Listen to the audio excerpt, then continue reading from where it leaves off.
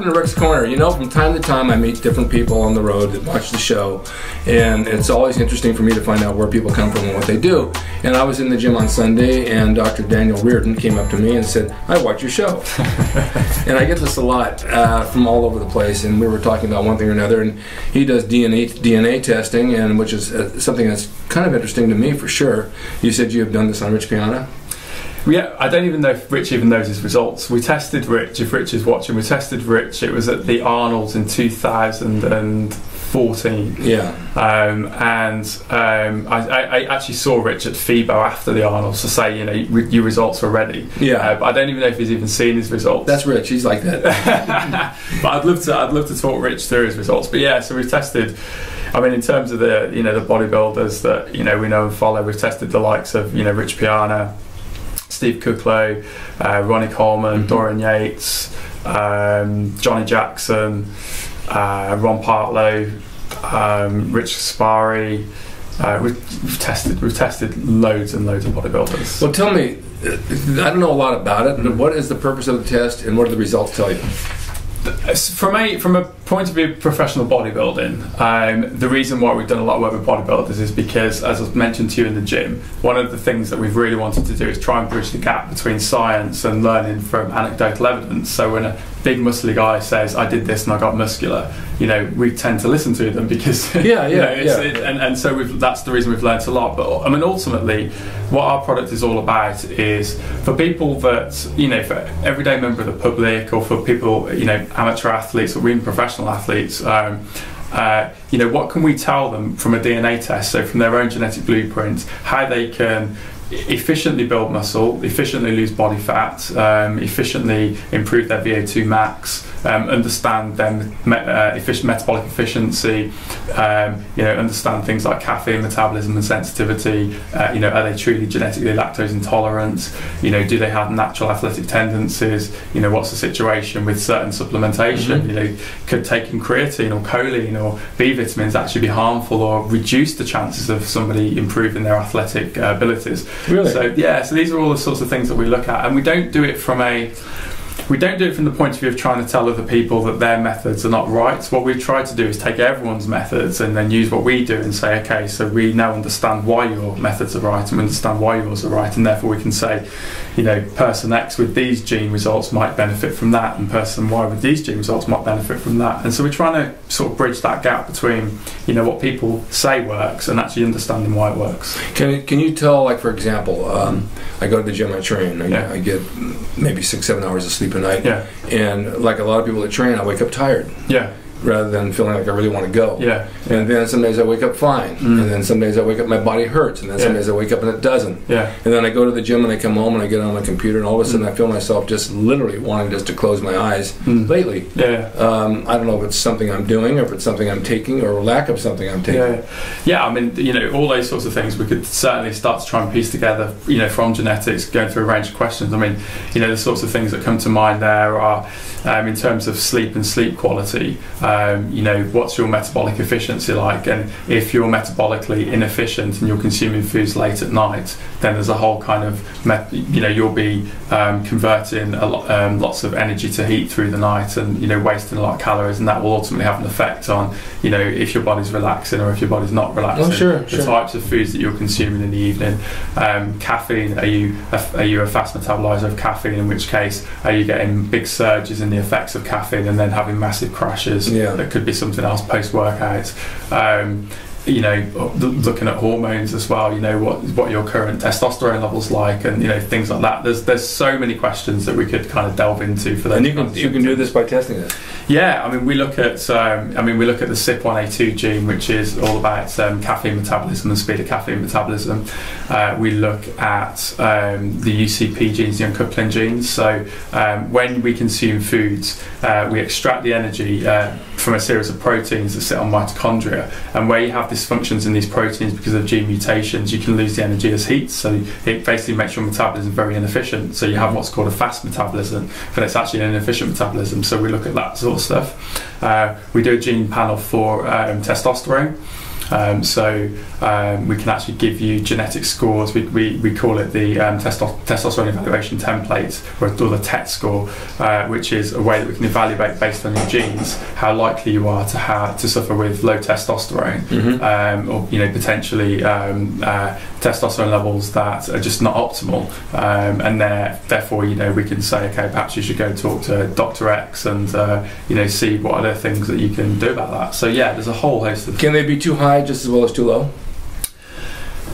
I don't think there is any physiological disadvantage to having very high testosterone. Okay. So if I use myself as an example, my testosterone levels at the moment are 1,257, okay, which is well above. Yeah. However, I'm not a big guy, so it's not a disadvantage, but there's not necessarily a massive physiological advantage that you end up getting massively muscular. So definitely it's better to be at that end, but where you have suboptimal, and if you're right at the bottom end of normal for testosterone, you're well. I mean, I wouldn't consider the bottom end anywhere near normal. There's a whole host of issues that you'll get. Now, actually, we have an interesting story. We tested a young guy, 23, 24 years old, and when we did when he did his TET score and he had a look at his genetic predispositions and put the environmental factors on, he came back as a medium for the testosterone score, and it's quite unusual because normally most people come back as high or very high, especially if they're young. And so he kind of emailed because he was concerned, and I got on the phone to him, we had a bit of a chat, and I started asking him a whole load of questions, and he had a poor body composition, pretty much zero sex drive, didn't have a girlfriend at the time, really struggled to build muscle, felt quite weak, really struggled with sleep, and there was a whole host of problems that could have been attributed to low testosterone. So I said, well, look, listen, go to your doctor and just get your testosterone levels checked, because from what you've just told me, it might be that you are genuinely, your genetic predisposition is reflecting physiologically. So he went to his doctor and he had like testosterone levels between like 300 and 400, so really, really quite low for someone of that age. And then he embarked on a process of how could he naturally start to boost his testosterone levels. So we kind of went through the whole thing of making sure his resistance training was right, lifting heavy, really getting his diet tuned in, and he crept up a little bit, and I think he gained a couple of hundred nanograms per deciliter, so he kind of crept up a bit. But if it hadn't been for doing this test, it would never have entered his mind that at that age he could have testosterone problems. So even as a screening tool, we actually created something quite useful. It's very common nowadays. Oh, massively. I talk to so many people that have low testosterone, even in their 20s. Yeah, it's terrible. I had someone quite recently, again, someone else who did a test, and it was interesting because I was doing some Skype consultations, and the sole reason he wanted to talk to me was because he knew he was experiencing low testosterone, and he was early 20s. So there's a whole kind of category of people at the moment who are very, very young, who are experiencing what I think is probably because of the environment. They've got low testosterone levels, so poor diet, not exercising, potentially environmental exposure to. They say certainly in the UK, I don't know what it's like here, but they talk about that there's high levels of estrogens in the water supply because of the numbers of females that are on a oral contraceptive, and the oral contraceptive, the females pee out the estrogens. So and so there's concerns that that's getting into water supply, and that could be contributing. And in fact, if you walk down, I'm not so much around here, but certainly in parts of the UK, if you walk down the street, and you look at kind of young guys ahead of you, they're almost getting like female body shapes. It's got quite wide hips and very kind of sort of like chunky upper thighs. They're taking on certain female characteristics, and so I think there's big issues with regards to testosterone. Really, I had no idea. Yeah. What about growth hormones? Growth hormone is an interesting one. I don't think growth hormone. I think once you're an adult, or once you've kind of got through puberty, I don't think growth hormone is as important as testosterone, because certainly from a management or from from a sort of monitoring perspective. Because I think as long as your testosterone levels are healthy, with a good body composition in somebody who's very active, you know, you don't even necessarily want things like IGF-1 levels to be too high, because high levels of IGF-1 are what are correlated to, you know, reduced lifespan. So actually, if you can maintain good testosterone levels without getting massively raised IGF-1, hopefully you're contributing to your longevity as well. So I think I'm more interested in the testosterone route than the growth hormone routes. IGF-1, I have IGF-1, I have growth hormone. I've taken both. I don't ever notice anything major from them at all. No, it's interesting. There's some people, you know, I mean, you know, certainly if you look at the medical market at the moment for hormone replacement in men, you know, the men that are on human growth hormone, they swear by it, but they swear by it without really having evidence that it's worked for them. They just say, "Oh, I feel great," and you know, but I don't know what the tangible evidence is. The one thing that I will say at the moment is there's a real there's almost a sense of urgency in doctors to want to prescribe it. So I get my hormones checked regularly, just because I like to monitor my training and nutrition against what's happening to me biologically as well. And you know, we created a fat loss system with Fitness Genes, and I kind of, you know, watched my testosterone levels go from sort of 800 all the way up to 1200 as I was following it through. But the other thing I was monitoring was my IGF-1, and the first time I got them checked, I think my IGF-1 level was down at, I don't remember the exact, I think it was about sort of 30 or 40. It was really, really low.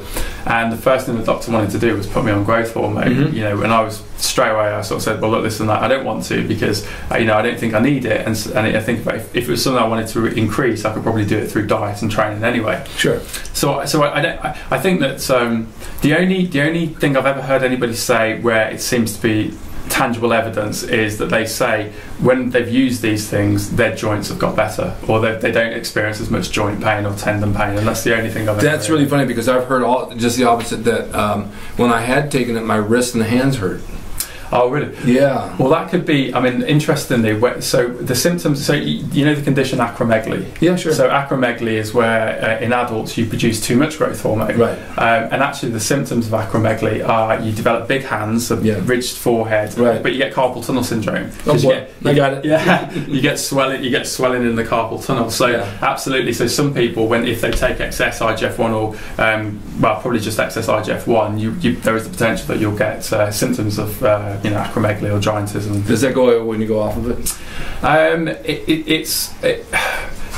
I've never followed it through, actually. I don't know. It's not something I've ever. That's interesting though, because when I started taking it, I noticed my hands hurt, and then all of a sudden I developed this carpal tunnel out of nowhere, and I thought it was from using my mouse on the computer, which probably is part of it, but. That's what I was taking. Yeah, I mean, it could certainly be down to the probably. I mean, there's, you know, when you're actually taking human growth hormone, you know, I don't know whether there is a huge physiological effect of taking it, but certainly if you're going to take things like IGF-1, that, you know, there could be effects of taking that. Well, people tell me when they take it that they get extremely ripped, their body fat drops and all. I never noticed that. No.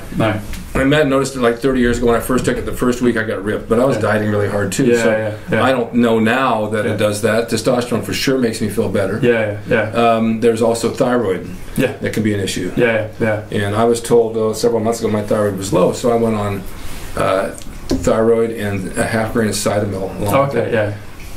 I don't see a big difference. I mean, it's normal now, but it doesn't give me a burst of energy like it should. I don't know that it's supposed to. Well, it depends. I mean, again, you know, thyroids are fairly complicated, or thyroid hormones can be fairly complicated to manage them, because it's what you're essentially trying to manage is, well, first of all, you're trying to keep your T4 and T3 at an optimal level, and therefore you have to keep an eye on your TSH, and you know, and you're using your drugs to try and manage the TSH.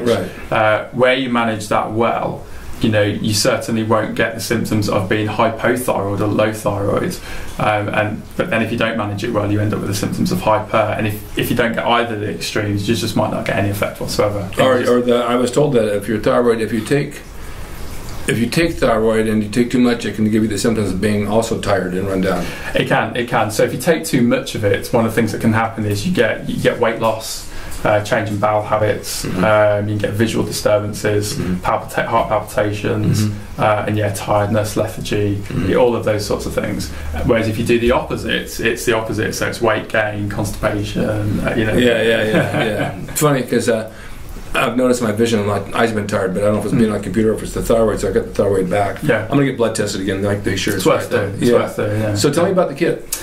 Yeah, so this is the test, and we're going to test you. And it's a simple test. That all you do is it's a saliva collection. So in your saliva you have cheek cells, and we use a system which is one of the most advanced saliva collection systems in the world, where you spit into the tube, you add a reagent to it which stabilizes the DNA. We send it back to our laboratory, and then we extract the DNA from the saliva and we run it through a plate where we examine for, currently do 43 gene variations, but we're actually building up the number of variations that we test for, and we eventually get the digital reading. It goes into our computational model, and we produce a printout on the, we produce a reading on the computer for you where you can read all your results. Okay, and then what my results will tell you what? A range of things. So the raw data will give us gene variations where we can talk about things like, so if we're talking from a, say, a training perspective, the types of genes that we test for, we can give you information about, you know, we could, I mean, you're experienced, right? So but if you were inexperienced, it might be, we could say, okay, you should train at these types of training volumes, frequencies, work rates. We can talk a little bit about the risk of fatigue through some of the lactate processing gene variations. We can talk about, you know, the amount of whether or not you should be significantly periodising strength training into your programs because of tendencies not to get strong as your muscles grow. Because there are, you know, some people will grow through through the myofibrils growing, and you get myofibrillar growth, whereas other people will grow just by getting an increase in the sarcolemmic volume, and, you know, they don't necessarily get stronger as they grow. We can look at ideal macronutrient ratios based on things like carbohydrate sensitivity, insulin function. As I say, caffeine, we can talk about, you know, how much caffeine you should consume, and if you should consume it pre-workout. Are you lactose tolerant or intolerant? How much should you be supplementing with folic acid? Or, oh my God, it's a lot of stuff. Loads. Oh, and it's getting bigger and bigger and bigger what we're testing for. I mean, we're the leading company in the world doing this. We're working with Loughborough University in the UK with some genetic obesity projects. We've just got a grant from the UK government for £230,000, so sort of $350,000, which is going into the way we're building out our computational models with the Department of Computational Biology and Bioinformatics at Birmingham University. We're doing projects now with a number of American universities as well. We're working with professional sports teams. It's becoming a very, very significant academic product. I see that, yeah. So what's actually in there? Yeah, so we'll open this up. This is the whole kit right there, right? This is the whole kit, yeah. So this is your kit.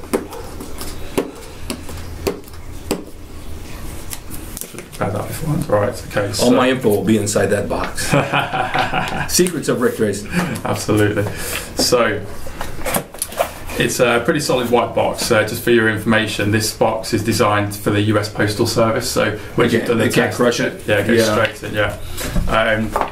List of instructions about what you need to do and about registering online and everything, but we can go through that after. But this is the test. So it comes in a plastic clamshell. And it's basically a saliva collection tube that has a barcode on it. Yeah. And this is the barcode that you use to register the kit online. Right. And then all you're going to do is, we'll do it off camera, but you're going to spit into this tube. So it's going to be a couple of millimetres of saliva. We then close the tube over. There's some reagents in there that stabilises the DNA. And then once the test is done, once you've done that, we unscrew this, put this cap on, seal it, back into this box, and it's this box that we then send to our lab. Interesting. And it's as simple as that. How long does it take to get the results back? A couple of weeks. Yeah, the turnaround at the moment is a couple of weeks. That can tell you whether I'm alive or dead. Absolutely. It can. We've had a few people try and trick us. We had this one guy. My business. There's four of us that founded the company. Me, Dr. Samantha DeComble, Dr. Stuart Grice, both PhD geneticists, and Mark Gilbert, who's worked in sports nutrition and supplements for many years. And I remember this one time, Sam phoned me and she said, Dan, there's this person there sent in their sample 3 times and I'm 100% sure this is not human DNA. Oh, really? So, yeah, so we know when it's human DNA, so we're pretty sure we've had a few people try and fool us. So. That is funny. I told my girlfriend went for a urine test. I said, let me give it and we'll have a lot of fun with that one. Yeah. Well, this is interesting. How can people find you on the internet if they want to look this up? So the website is fitnessgenes.com. Okay. And we've got a really interesting new website that goes live at the end of this month. But if you go to member.fitnessgene.com, we actually now let people have free access to our members website. Okay. So you can actually go onto our members website, and obviously you can't see personalised things because if you haven't been tested, you can't see the personalised stuff. But what you can do is read about all the genes that we test for within a really cool environment. And our science team now, we have 10 people on the science team, 7 PhDs. So the actual quality of the information now, it's literally they're like meta-analyses. It's outstanding. The science is outstanding. So yeah, if you go to member.fitnessgenes.com, you can log in and sign up. And Fitness Genes on Twitter and Instagram, and Dan Reardon and Daniel Reardon on Twitter and Dan Reardon on Instagram. If you want to ask me any questions, that's awesome. That's awesome. I think you guys should look into this. If you're bodybuilding training or CrossFit, whatever type of athlete you are, DNA testing might be the new way to go. It sure sounds interesting to me. And we're going to do it, right? We are, absolutely. As soon as we close off the camera, I don't want you to see me spit. Well, thank you, Dan, for being here. My pleasure. Oh, it's my pleasure. I'm so glad you approached me at the gym. Yeah, no, me too. You never know what's going to come out of a conversation, and this is fascinating stuff for me. Yeah, no, fantastic. All right, so I'll see you guys next time. Until then, stay tuned.